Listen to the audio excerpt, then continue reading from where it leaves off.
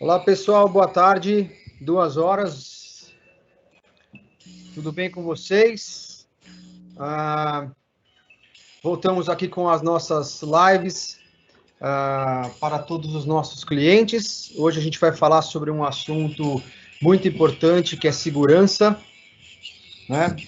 Ultimamente a gente tem recebido muitas consultas e muitas ocorrências relacionadas à segurança, né? E eventos que extrapolam até o ambiente corporativo, né? Principalmente com aqueles golpes no WhatsApp, né? E juntamente com esse tema dos golpes no WhatsApp, o Vitor hoje vai falar sobre as técnicas que essas pessoas estão usando para aplicar os golpes usando a engenharia social, né? Então ele vai falar, é um assunto um pouco chato, mas é super importante. Então a gente fez questão de trazer isso até vocês. E o Vitor, que é nosso especialista em segurança e tem estudado bastante e tem tido contato direto com esses eventos, vai falar um pouquinho com vocês, tá bom? Eu me despeço agora para a chegada do Vitor e quero agradecer mais uma vez a presença de todos. A presença de vocês só valoriza mais esses eventos e é o combustível para a gente continuar fazendo e trazendo informações até vocês, tá bom? Muito obrigado e, Vitor, é com você agora. Boa tarde, pessoal, tudo bom? Vamos lá falar desse assunto, como o Marcelo bem comentou, um assunto meio chato. Eu vou compartilhar aqui minha tela, Max, você pode colocar, por favor, uma apresentação aqui no PowerPoint? Me avisa quando eu tiver ok. Beleza, boa tarde, pessoal, tô compartilhando aqui. É um assunto, como o Marcelo bem comentou, né, um assunto meio chato, mas eu acho que hoje todo mundo está introduzido nesse contexto digital. Então a gente precisa saber o mínimo disso. E aí eu vim apresentar aqui para vocês, vou mostrar alguns pontos que são básicos, não é nada muito técnico, mas que com esses pontos vão ajudar muito a vocês evitarem esses golpes, tá? Já tá, Max? Beleza, já tá compartilhado, pode seguir. Então vamos lá. Bom, primeira coisa, eu queria fazer uma brincadeira aqui com vocês. Eu não sei se vocês já testaram isso, mas eu queria que todo mundo aí abrisse o Google e colocasse o seu nome completo no Google, entre aspas. É uma brincadeira, não sei se alguém já testou, mas talvez vocês se surpreendam com o resultado, tá? Se você colocar seu nome completo no Google, você vai ver que a gente consegue achar uma infinidade de informações, uma infinidade. Então a gente acha onde você trabalha, seu telefone, se você tem empresa aberta, seus processos que você tem no mundo jurídico, você consegue achar um monte de coisa. E isso com uma consulta pública. Se você entrar numa rede social, algo um pouco mais direcionado, você consegue achar muito mais coisa. Esse assunto de privacidade é um assunto que vem sendo amplamente discutido. Vocês devem ter ouvido aí nos noticiários os escândalos que tiveram no Facebook, nas eleições americanas, a União Europeia discutindo a Lei Geral de Proteção de Dados, o Brasil com a LGPD também discutindo essa questão de privacidade de dados, segurança, porque acho que nos próximos 10, 15 anos vai ser um assunto mais comentado, né? A gente está meio que exposto nesse mundo digital. E aí, quando a gente fala de segurança, é um assunto bem amplo. Então a gente tem LGPD, compliance, aí fala de firewall, antivírus, a parte técnica, é um monte de coisa. Aí você vem me falar, pô, Vitor, mas é um assunto muito chato, eu não quero saber isso, eu não sou da área e não preciso saber. E exatamente, vocês não precisam saber disso tudo. Mas tem algumas coisas muito importantes, que são coisas básicas, que eu acho que todo usuário deve saber. E é isso que a gente vai fazer. É o que cada um de vocês podem fazer para melhorar um pouquinho a segurança, tá? Eu coloquei aqui um slide que eu vou dividir essa apresentação, vai ser rápida, tá? A gente vai abrir depois para perguntas. Inclusive, quem tiver alguma pergunta pode colocar aí no perguntas e respostas, que a gente vai respondendo depois. Eu vou começar aqui falando de 3 assuntos muito importantes. O primeiro é a autenticação, tá? Então eu vou passar aqui para vocês. Quando a gente fala de segurança, a primeira coisa que a gente vem na cabeça é a autenticação. A autenticação nada mais é do que você mostrar que você é você mesmo. Então, quando você vai logar no seu e-mail, você coloca uma senha, né? Então, o que essa senha faz? Ela mostra que você é você mesmo. Então, o login e senha são suas identidades digitais. Então, isso é para mostrar que é você. Pode parecer uma coisa óbvia, você fala, nossa, mas isso é super óbvio. Mas, por incrível que pareça, eu estou há mais de 10 anos na área, a maioria dos usuários, a maioria não, muitos, não entendem a importância de usuário e senha. Os usuários querem a coisa funcionando, então fala, põe aí qualquer coisa, não sei meu usuário e senha. As pessoas não sabem direito qual é o usuário e senha delas. Isso é uma coisa muito perigosa, tá? Porque se você passa para alguém o seu usuário e senha, você está dando autoridade para essa pessoa fazer o que ela quiser com as suas credenciais. Se você apagar um arquivo, no mundo corporativo, por exemplo, se alguém tiver seu usuário e senha, apagar um monte de arquivo, fazer um monte de coisa na rede, quando a gente for investigar, a gente vai chegar até você, que foi feito com as suas credenciais. Você passou para alguém, alguém se autenticou em seu nome, tá? Então, primeira coisa na segurança é você entender a importância do seu usuário e senha. A responsabilidade da senha é sua, não é do TI, não é de ninguém que criou. Você tem que saber qual é o seu usuário e senha e guardar consigo mesmo. Tá? Essa é a primeira dica importante. A segunda é a seguinte, vocês sabem que senha é algo que pode vazar, né? Vocês devem ter já visto várias notícias onde um hacker invadiu um sistema, um banco de dados de senha foi vazado no mundo. Acontece, às vezes sites de compra são invadidos e as senhas são vazadas. Então, por isso, a dica é usar uma senha para cada sistema. Se você faz isso, quando você entra num sistema, quando a sua senha é invadida, você não... Desculpa, só um minutinho aqui. Estou com o áudio um pouco ruim. Max, você está me ouvindo? Tô aqui. Inclusive, o pessoal tinha comentado que, não sei se é para todo mundo, alguns estavam com problema de som. Aproveitando, se alguém tiver com problema, quiser colocar no chat, no perguntas e respostas para a gente saber também, é bom que dá para ter um feedback para ver se tá ok, se precisa melhorar alguma coisa, tá bom? Bom, beleza. Desculpa, aqui meu áudio aqui, ele deu um probleminha. Mas vamos lá. Então, a dica é usar uma senha diferente para cada sistema. Porque se a sua senha for vazada, ela não pode ser usada em outras situações. Ela só pode ser usada naquela. Tá? Aí você deve estar me xingando nesse momento, falando assim, nossa, mas o cara tá louco, né? Porque como que eu vou criar uma senha para cada sistema? Bom, tem uma técnica muito simples, que é a seguinte. Você tem uma senha, eu coloquei aqui um exemplo. A sua senha, imagine que ela seja senha 2020 asterisco. O que você tem que fazer? Você tem que pegar, então, por exemplo, quando você vai criar uma senha na Microsoft, você pega as 3 primeiras letras e usar para o sistema. Então, por exemplo, Microsoft vai ficar assim, MIC de Microsoft, aí depois senha 2020 asterisco.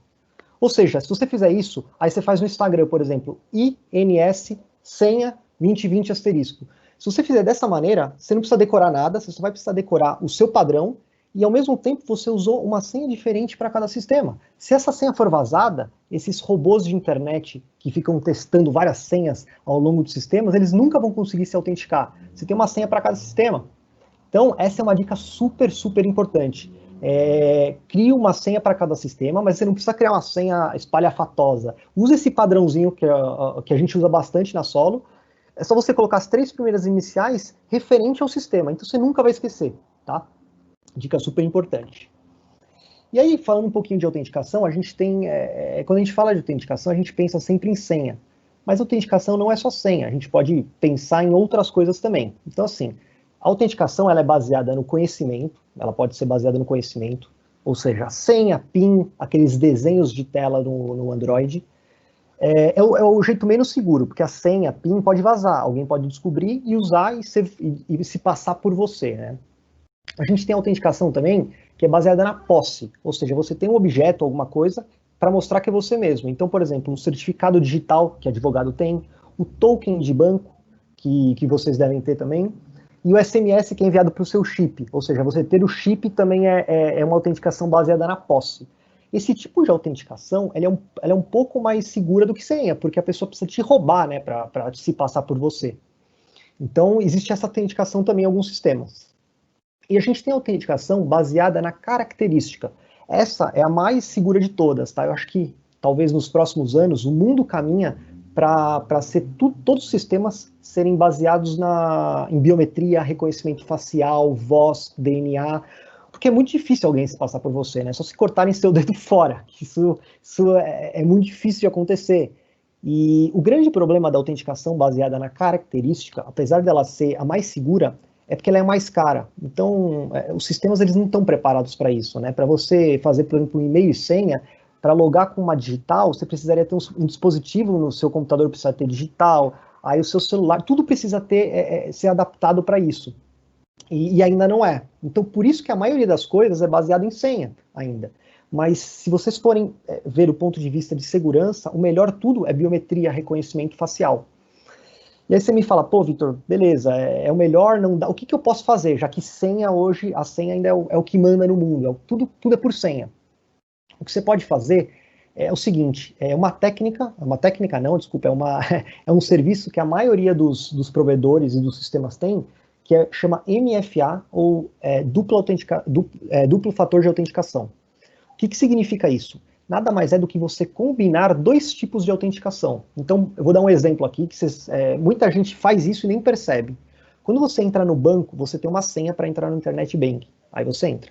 Aí, você também tem um token. O token ou fica no seu celular, ou é aquele pendrivezinho antigo, né?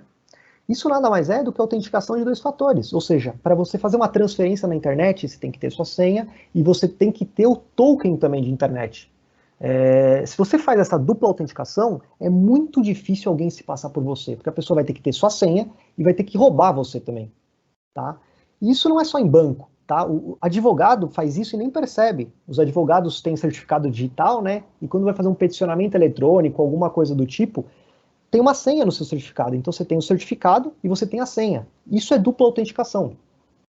E essa dupla autenticação não para só em alguns sistemas. Praticamente hoje todos esses sistemas grandes têm a possibilidade de fazer isso. E a minha dica de hoje é, façam a dupla autenticação. O Google, quando você vai cadastrar no Google, por exemplo, ele já dá a opção de você também mandar um SMS para o seu celular para provar que você é você mesmo. O Office 365 tem essa opção. Se você quiser ativar essa dupla autenticação, você ativa, porque aí você tem a senha e você tem que autenticar no seu celular para provar que você é você mesmo. Uma coisa que todo mundo me pergunta quando ativa isso, é um pouco chato, realmente é um pouco mais chato, mas é um negócio que funciona. Assim, apesar de você toda hora ter que ficar autenticando no seu celular, ou um token, ou alguma coisa, é algo que dificilmente alguém vai se passar por você. Então dê uma olhada, todos os sistemas que você tem, inclusive o WhatsApp, que a gente vai falar muito, tem autenticação de dois fatores, que nada mais é do que você se autenticar duas vezes de formas diferentes, tá? Bom, agora eu vou passar um pouquinho para o phishing. É uma técnica muito usada aí pelos fraudadores, que é o seguinte, vocês devem receber vários e-mails de spam, onde fala, clique aqui, essas propagandas. Isso nada mais é do que o phishing. É alguém te mandar um e-mail para induzir você a clicar em alguma coisa, ou abrir um anexo, ou fazer qualquer outro tipo de coisa. Então a minha dica os clientes às vezes encaminham os e-mails para a gente, né, e falam assim, isso aqui é real, isso aqui é uma ameaça, não é? E a gente sempre fala, não é. E como que a gente descobre se é uma ameaça ou não? É muito simples, tá? A primeira coisa que você tem que fazer é verifique o endereço de e-mail do remetente. Então, se você receber um e-mail que você fala, nossa, mas o que é isso? Meio suspeito. Dá uma olhadinha em quem te enviou. Às vezes é um endereço, e na maioria das vezes, esses phishings vêm de um endereço de e-mail muito estranho. Você olha e fala, nossa, mas quem é? Nem conheço. Se você vê algo assim que você nem conhece, você já pode ignorar, tá? Que certeza que é uma técnica de phishing. Outra coisa também é para você desconfiar de e-mails relacionados a transações bancárias e senhas. Agora, uma coisa muito clara para passar para vocês o banco nunca vai enviar um e-mail para vocês pedindo senha, cadastro, token, nunca. Se você receber qualquer coisa referente a isso, a banco, ou alguma coisa confidencial, nunca vai ser por e-mail. Então você desconfia logo de cara, porque provavelmente não é real, tá? E a terceira dica, talvez a mais importante quando você receber um e-mail, você não sabe se você clica ou não clica no link, o que você faz, a primeira coisa que você tem que fazer é passar o mouse em cima do link. Eu mostrei a foto no slide, não sei se está claro, mas quando você passa o mouse em cima desse link, esse print, ele vai estar direcionando para um site muito estranho. Você fala, mas o que é isso? Pode parecer uma coisa besta, mas às vezes você recebe um e-mail falando, clique aqui que você precisa recadastrar sua senha no banco. Aí você clica, é um endereço muito estranho, só que ele abre uma página falsa do Bradesco, do Itaú, por exemplo. Como que você faz para ver se essa página é falsa ou não? Você passa o mouse em cima, primeira coisa antes de clicar, você já vê para onde está direcionando isso. Se você vê que é algo que não é real, já pode esquecer, certeza que é uma técnica de phishing, tá? Então fiquem atentos. E a última, das três aqui que a gente comentou, das 3 dicas, é a engenharia social. Engenharia social é uma técnica que não envolve muito TI, tá? É uma técnica para enganar o usuário. Então, normalmente a pessoa entra em contato com você, o fraudador ou uma equipe, se passando por uma entidade, tipo um banco, pedindo alguma informação ou te induzindo a fazer alguma coisa. Teve um cliente nosso que recentemente teve esse problema, que o banco já tinha esses dados dessa pessoa. Normalmente, o fraudador já tem alguns dados seus, te liga ou entra em contato, aí esse fraudador ligou se passando pelo banco, pedindo algumas coisas e foi indo e criou uma situação que você foi lá e te induziu a fazer alguma coisa. Pode parecer, nossa, mas eu nunca vou cair nisso. Mas assim, eu já vi várias técnicas de engenharia social e eles criam uma situação muito, muito, muito autêntica. Então fiquem espertos, tá? A dica é nunca passe senhas, tokens, códigos de segurança, nada por telefone. O banco nunca vai te ligar pedindo nada disso. Isso não vai acontecer, tá? Outra coisa importante é, na dúvida, verifique a autenticidade de quem entrou em contato.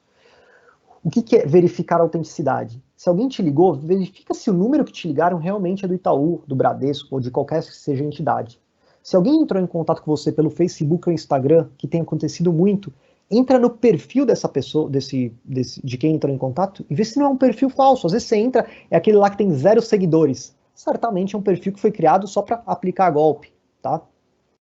E a última dica nunca passe códigos que chegam via SMS. Eu vou falar desse código SMS porque o próximo slide é justamente do golpe do WhatsApp.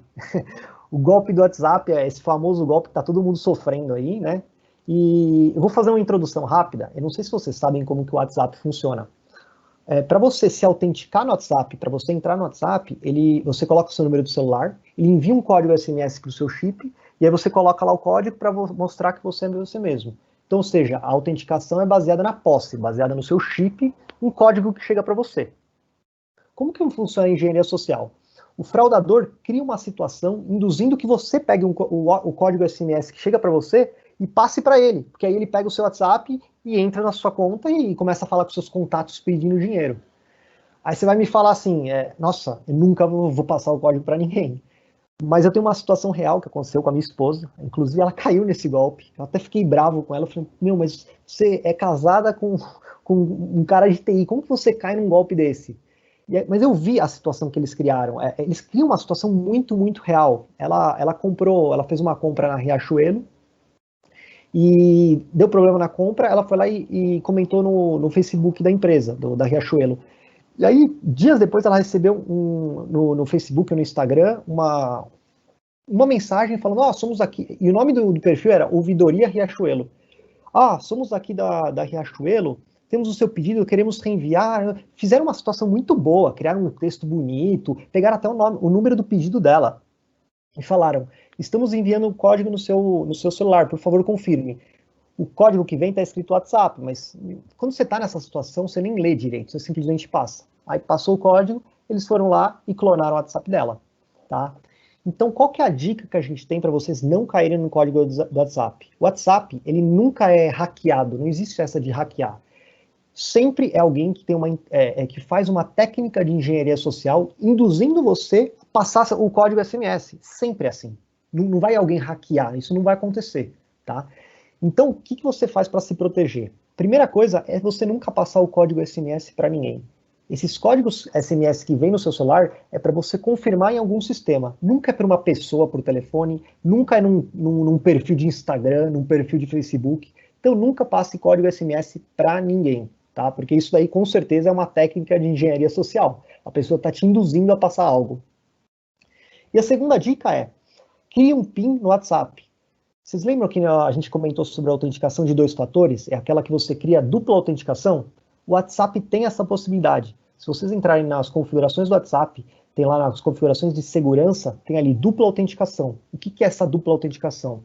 É você criar uma senha para o seu WhatsApp. Então, além de ter o código SMS no seu chip, a pessoa vai ter que ter uma senha para entrar na sua conta. Se você fizer isso, ela nunca vai conseguir entrar, porque mesmo que você passe o código WhatsApp, ela vai precisar da sua senha.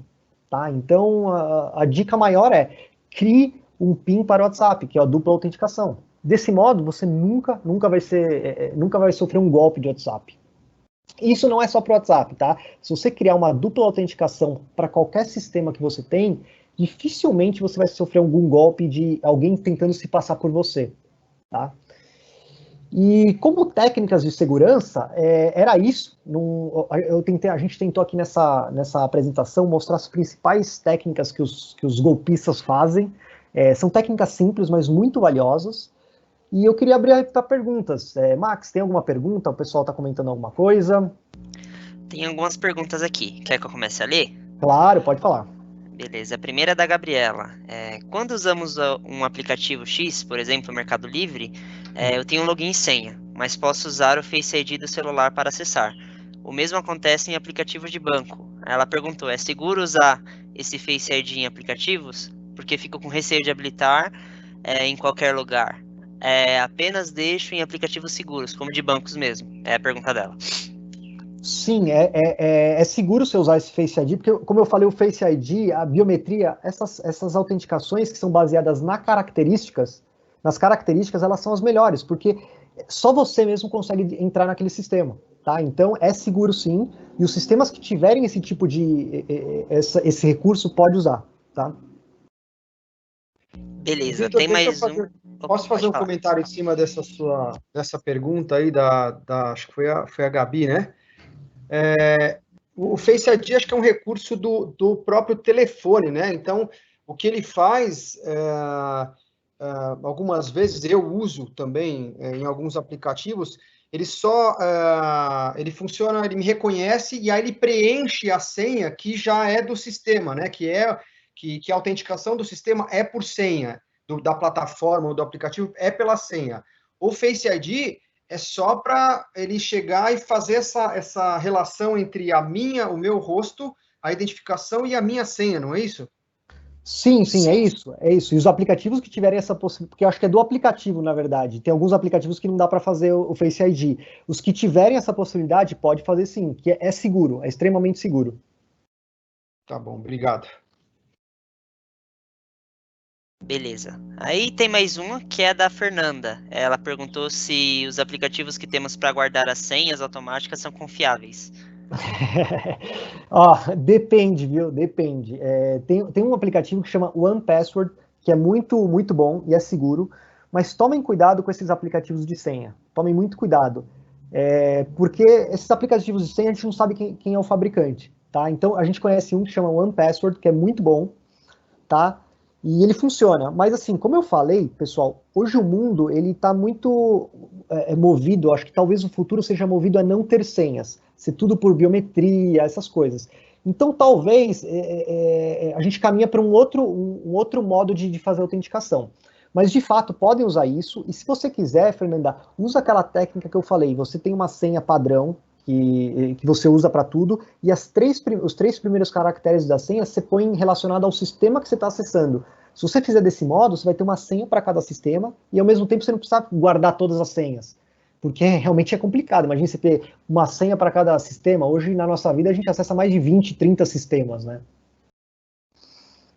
Se invadirem o meu e-mail, vão achar um monte de senha, porque eu pego uma senha, eu mando um e-mail para mim mesmo com a senha, né? Super seguro. Não é, e por isso que a senha de todo tipo de autenticação ela é a menos segura, ela é a que vaza. Então, se a gente sabe que é a menos segura que vaza, vamos fazer a dupla autenticação de fator, vamos criar para enviar um SMS para mim também, porque aí nunca ninguém vai acessar. Mesmo que alguém soubesse a senha, é impossível alguém acessar seu sistema, né? Legal. O Max, acho que tem mais duas perguntas aí também, né? Tem sim. Uma é do Marcos Suel. Tem o do Alexandre, na verdade, primeiro. Ele colocou ontem, eu recebi no meu e-mail que recebo sempre a conta da NET. Um e-mail com boleto é igualzinho ao que veio falso. Descobri porque o valor estava R$20 a mais. Maior do que eu pago no boleto. Não tinha meu nome. Entrei no site da NET e puxei o boleto original do mês. E até o número do meu contrato estava errado. Acho que foi mais uma observação que ele colocou referente ao que o Victor falou do e-mail do que uma pergunta em si. Tá de phishing. A técnica realmente acontece isso muito. O que é o phishing que a gente comentou? É um e-mail que chega para você, alguém se passando por uma entidade. Então a minha dica, foram as dicas, Marcos, eu não sei como veio o e-mail, mas vê o remetente, quem te enviou o e-mail. Provavelmente não veio o e-mail da NET, veio um outro e-mail se passando por NET, mas não era. Se você for ver o @, talvez não seja NET. e sempre confirmar, né? Phishing é o que mais acontece, os usuários clicam, abrem, pagam um boleto e acontece demais. Beleza. A tendência, né, Vitor, eu imagino, eu já li isso também, né? O boleto, é a evolução do boleto, né? Acho que existem empresas, existem desenvolvedores criando outras formas de pagamento que são mais seguras do que o boleto. Então, muita gente, né? Eu vejo pela minha mãe, ela não compra muito na internet porque ela fala, poxa, eu não compro porque corre o risco de alguém clonar meu cartão, né? Aí eu falei para ela, sabia que no boleto também tem gente fazendo, né? É muito menos seguro do que o cartão. E aí a minha sugestão, e os bancos estão adotando isso agora, de fazer a emissão do cartão de crédito virtual, né? Toda vez que eu vou comprar agora, seja no Mercado Livre, seja em um outro marketplace, eu sempre tento usar um cartão virtual, que é aquele que só pode usar uma vez. E aí você você evita, você não coloca o boleto, que você também pode estar sendo hackeado, consegue fazer a compra e depois seu cartão é bloqueado. Ninguém mais usa esse cartão, você não corre o risco de ser clonado. Sim, essa daí do cartão virtual realmente é uma excelente dica. Para quem paga muito no cartão, crie esses cartões virtuais, ele só vale para uma compra. Então, se alguém pegar esses dados, não vai poder usar para outra compra. Beleza, essa tinha sido a observação que o Alexandre colocou. O Maxwell, ele perguntou se a gente pode falar um pouco sobre a ISO 27001 em relação à LGPD. Acho que é a nova lei de proteção de dados. Tá, eu vou falar rápido. É um assunto bem complexo, tá? A LGPD, o que significa ela, para quem não está familiarizado? A LGPD é uma lei que foi criada, começou lá na União Europeia, com essa discussão de privacidade, com esse escândalo do Facebook, e aí criaram uma lei que chama GDPR, lá na União Europeia, e o Brasil, até que veio bem rapidamente essa lei aqui, criaram uma lei parecida com esse GDPR, que é o LGPD. Essa lei, ela busca que as empresas, organizações, entidades, elas tratem os dados pessoais dos cidadãos de forma um pouco mais segura. Então, por exemplo, hoje, se você entrar em qualquer empresa, assim, você pega uma empresa grande, a NET, por exemplo, é muito provável que qualquer funcionário da NET tenha acesso ao banco de dados de todos os clientes. Isso acontece demais, ele consegue exportar um Excel e vender banco de dados para um monte de gente. E o que acontece? Imagine que os dados, você fez o seu cadastro na NET, seus dados podem ficar disponíveis de qualquer maneira, porque as empresas não tomam conta dos dados. E justamente essa lei veio para as empresas começarem a tomar conta dos dados e sofrerem punições caso tenha vazamento de dados, caso os dados sensíveis, como CPF, telefone, essas coisas de usuários, vazem pela internet. Então a LGPD é isso, ela é bem complexa, eu falei aqui de forma bem simplista, e foi adiada, parece que o ano que vem vai começar realmente a funcionar aqui no Brasil. Tá? Então as empresas devem se preparar, mas tem muita coisa que a gente precisa amadurecer antes de chegar no LGPD. Eu acho que aqui no Brasil vai ser um pouco aquele jeitinho brasileiro, não vai funcionar assim logo de cara e talvez demore anos ou até décadas para realmente funcionar. A gente, só para complementar, né, a tua colocação aí, Vitor, na verdade, essa apresentação é um pouco mais focada no usuário, né, em situações que estão acontecendo atualmente. Pelo que você respondeu, a LGPD tem uma visão um pouco mais de futuro, tem muita coisa para se encaixar ainda, então é difícil a gente falar, né, governar ou dar alguma opinião sobre a LGPD e a ISO 27001, né? O que a gente pode dizer, que reforço o que o Vitor falou, como no Brasil as coisas acontecem um pouquinho mais devagar, eu acho que para empresas maiores, né, a gente está falando aqui numa situação de pequenas e médias empresas, né? Empresas maiores, obviamente, com presença global, já trazem algumas mudanças, principalmente quando você acessa sites, né? Você deve ver algumas para aceitar o cookies, textos, né? Para aceitar os cookies, né? Algumas normas, tal. E aí, essas empresas maiores, elas já estão se preparando, mas com uma forma de atuar, né, de abordagem muito mais global, trazendo para o Brasil. Eu acho que a gente, né, se eu fosse dar uma opinião aqui, minha, pessoal, a coisa agora, ela tende a se formatar diante do que é o mercado brasileiro, né? A gente acha super importante, muito necessário isso que está acontecendo, a LGPD em si, mas precisa ainda de alguns ajustes e a coisa precisa aterrissar um pouco mais aqui no Brasil para a gente poder começar a desenhar soluções que justifiquem investimento, né? Porque quando você fala numa LGPD, você tem que investir tempo, você tem que investir dinheiro. Então, como eu falei, empresas multinacionais que estão presentes lá fora, elas têm um budget para isso, porque é um budget global. Agora, aqui no Brasil, eu acho as pessoas ainda não veem valor, né? Acho que quando a coisa começar a apertar em termos de julgamentos e a coisa, né, realmente a justiça começar a atuar, aí sim acho que a gente vai ver um movimento um pouco mais permanente sobre essa situação. E até falando que aqui no Brasil a gente tem pouca preocupação, o intuito dessa live, inclusive, é trazer um pouco para o usuário a preocupação de segurança. Eu acho que se cada um de nós... Segurança é um assunto muito complexo, né? Tem firewall, tem um monte de coisa.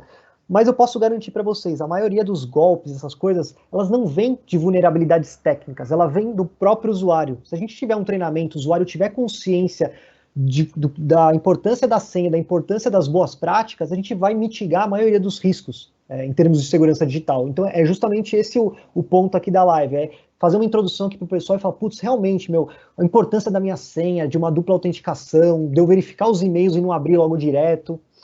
Né? E aí, Vitor, né, eu vou linkar com a pergunta, como esse é um bate-papo, com uma pergunta aqui da Fernanda, né, como você fala da contextualização, né, de trazer o assunto de segurança para o usuário. E a Fernanda, ela fala, né, em relação das empresas que utilizam o WhatsApp para troca de informações, documentos, como proteger isto? A outra ferramenta mais segura que o WhatsApp, ou além da autenticação de 2 fatores, tem outro meio de ser mais seguro? Né, o Vitor faz a apresentação do Teams, né? Eu não sei de que empresa, de qual cliente é a Fernanda, não sei se ela usa o Teams ou não. Então, fala um pouco, Vitor, sobre fazendo um comparativo do que o Teams, né, pode oferecer de segurança em relação ao WhatsApp. Bom, claro, muita gente ainda usa o WhatsApp para comunicação dentro da empresa. O WhatsApp, eu não estou falando que é ruim, tá? Eu uso na minha vida, mas ele é um aplicativo para uso pessoal, para você falar com seus amigos, com seus familiares. O WhatsApp, ele não tem preocupação no LGPD, como o Marcos Suel comentou, né? Não tem nenhuma preocupação. Então você não tem compliance no WhatsApp. Tudo que você mandar lá, você não sabe, não consegue apagar, foi para um, foi para outro. Para você fazer uma comunicação dentro da empresa, o recomendado é você usar aplicativos corporativos. E a maioria dos nossos clientes tem no Office 365, tem o Microsoft Teams. O Microsoft Teams, ele é parecido com o WhatsApp, mas para uso corporativo, tem o aplicativo do celular, e tudo que está lá, todo o tráfego de informações, ele está incluso no LGPD. A gente consegue fazer políticas, compliance, se sai um usuário, a gente tira ele para ele não ter mais acesso. Não é igual ao WhatsApp, que é um grupo que alguém cria, aí você tem que ficar tirando as pessoas, aí você esqueceu de tirar a pessoa está lá vendo os documentos, foi para o celular pessoal dela. Então, nossa dica é, usem aplicativos corporativos para usar na empresa, não usa o WhatsApp. O WhatsApp usa para sua casa, para os seus amigos, tá? Legal, obrigado, Vitor. Eu assumi aqui, tá, Max? Tem aqui a Ariane perguntou, peraí, como eu crio um PIN para o WhatsApp? Você pode falar rapidinho como é que faz isso? Deixa eu pegar aqui meu celular, só um minutinho que aí eu já mostro. Ó, eu tenho Android, tá? Mas no iPhone deve ser muito parecido. Eu tô abrindo aqui meu WhatsApp, aí você vai lá nas configurações do seu WhatsApp, já tá até pedindo meu PIN aqui. Você vai nas configurações do WhatsApp, ali tem segurança e depois dupla autenticação. Ó, você vai ali nos 3 pontinhos, configurações, e aí você tem lá segurança e privacidade, e aí você tem lá confirmação em 2 etapas. Confirmação em 2 etapas. No iPhone deve ser super parecido, deve ser isso.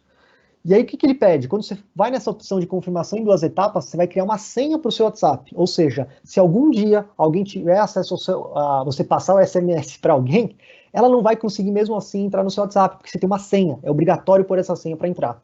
Tá? Então, façam isso todos os seus WhatsApps. Legal. Obrigado, Victor. Acho que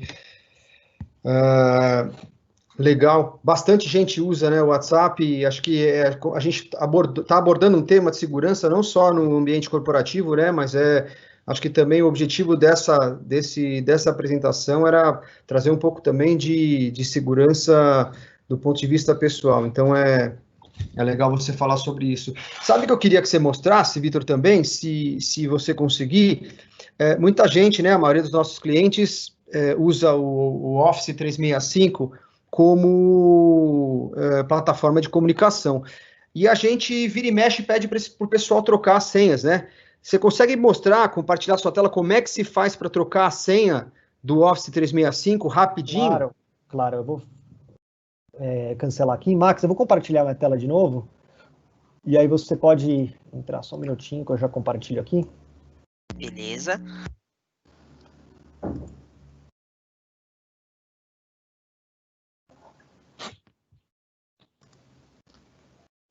Vê se está aparecendo aí. E quando você compartilha aí, Vitor, você chega... Hoje eu estava na fisioterapia e meu fisioterapeuta me contou, eu estava falando que a gente ia fazer uma live sobre segurança, né? Ele me contou, ele é fisioterapeuta, né? Ele me contou que ontem, às 11 da manhã, ligaram para ele, dizendo que era a confirmação da presença dele num evento, na verdade, um convite para ele num evento de um médico, né? Olha só, então os caras já fazem toda... É a engenharia social, ele já tem alguns dados seus e cria uma situação para você entrar, né? E aí falou, olha, eu preciso te mandar vou te confirmar, para confirmar, você me manda esse código, etc. Poxa, não cair, né? Esteja sempre atento, né? O que acontece, que o pessoal, por que isso na pandemia, né, com o isolamento, aumentou significativamente? Os caras usam, tem muita gente hoje fazendo muita coisa ao mesmo tempo, com a cabeça, né? Donos de negócio e gente que perde emprego, todo mundo tá com a cabeça na lua, em outro lugar. Aí vem um cara, te liga, numa hora que você está fazendo 10 coisas, pronto, pegou, né? Bom, eu entrei aqui no Office 365 para mostrar como que é para mudar a senha, tá, pessoal? Primeira coisa que vocês têm que entender, alguns clientes nossos ainda têm servidor e alguns já estão inteiros na nuvem. Quem tem servidor, para você mudar a senha, é muito simples. Você tem que estar na máquina da empresa, você dá um Ctrl Alt Del e depois alterar senha, tá? Então, os clientes que têm servidor na empresa, é só dar Ctrl Alt Del, alterar senha e você alterar. Quando você altera, ele altera também no e-mail, no Office 365, porque é sincronizado, tá? Agora, para quem está só na nuvem, tem clientes nossos que já estão na nuvem, tu usa os arquivos todos no Office 365, é dessa forma, você entra aqui em portal.office.com. portal.office.com, tá? E aí você vem aqui na sua fotinho, ou na sua imagem, na bolinha, exibir conta. E aí você tem a opção aqui de senha, tá vendo? Aqui do lado, senha. E aí você consegue alterar sua senha. É muito legal isso, aí você coloca a senha antiga e a nova 2 vezes, tá? É muito legal isso, porque muitos usuários ainda, a gente cria uma senha, quando entra um usuário na empresa, a gente cria uma senha padrão, né? Muita gente deixa essa senha. Então, essa live também para mostrar a importância de que, pô, a senha não é uma responsabilidade do TI, é uma responsabilidade de cada usuário. Se você tem uma senha padrão, vai lá e muda. Não é o TI que tem que mudar a sua senha, é você que tem que mudar. Cada um tem que ter essa consciência que, é sua identidade na empresa, sua identidade digital. Você está dando a chave, eu faço a comparação com a chave da sua casa. Você está dando a chave da sua casa para alguém entrar e fazer o que quiser, né? Então, tentem perceber a importância disso, né, da autenticação. Tem mais pergunta? Olha, estou olhando aqui. Tem uma colocação do Douglas, mas perguntas não. Então, acho que a gente pode encerrar, né, Vitor? Posso? Deixa eu só pôr aqui a avaliação. Ô, Max, compartilha aqui minha tela de novo. Eu vou colocar aqui o PowerPoint. Tá bom. Tá aparecendo aí? Já tá aparecendo e já tô mandando ao vivo. Já tá ao vivo. Bom, então, pessoal, tem uma avaliação que a gente sempre faz ao final das lives, né? Então, peguem o celular de vocês, vai no aplicativo do QR Code ou na câmera para quem tem iPhone, e entra aí nessa telinha que vai ter um formulário falando para você avaliar o evento. Por que é importante isso? Além de você mostrar o que você gostou, o que você não gostou, você pode dar sua opinião de quais assuntos você quer que a Solo fale e trate nas próximas lives. É muito legal que várias das lives que a gente faz é justamente dos feedbacks dos nossos clientes. Tá? Então entrem aí, por favor, vai ajudar muito nos próximos temas que a gente escolher. Legal, é isso mesmo. Eu ia falar, então você já disse o que eu ia dizer, muito bem apontado, Vitor. E aí, falando já que na quarta-feira que vem, né, a gente está fixando as quartas-feiras às 2 horas esse espaço durante a semana para a gente bater um papo com vocês, né? Esse canal que a gente abre de conversa.